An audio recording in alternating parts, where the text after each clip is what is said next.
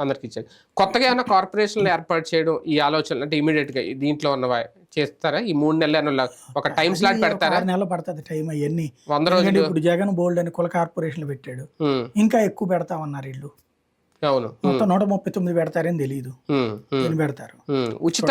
ఉచితాలు ఇమీడియట్ గా అమలు చేయడం అనేది అంత సాధ్యం కాదు అని చెప్పి తెలంగాణలో తేలింది. వాళ్ళు పెట్టుకుని అంటే అక్కడ రుణమాఫీ మేజర్ ఉంది, లేదంటే 200 యూనిట్లు ఉచిత విద్యుత్ ఇది అవి మేజర్. ఇక్కడ అందులో అవి లేవనుకోండి, వీళ్ళు కూడా అలాగ 100 days లో పెట్టడం కానీ ఇటువంటి అదే. ఇక్కడ డే టైం వీళ్ళకేం ముహూర్తం ఏం చెప్పలేదు కదా, 100 రోజుల్లో నేను చెప్పలేదుగా.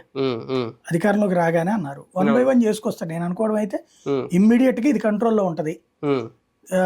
ఇంకోటి కరెంటు ఛార్జీలు తగ్గించగలిగితే మధ్య తరగతి చంద్రబాబుని దేవుడిగా చూస్తారు. ఇప్పుడు ప్రస్తుతం కరెంటు ఛార్జీలు యథావిధిగా ఉంచితే పెద్ద ఇష్యూగా పెంచమని చెప్పారు, అంతే. పెంచమంటే కుదరదు, తగ్గించగలిగితే ఇంకా బాగుంటది.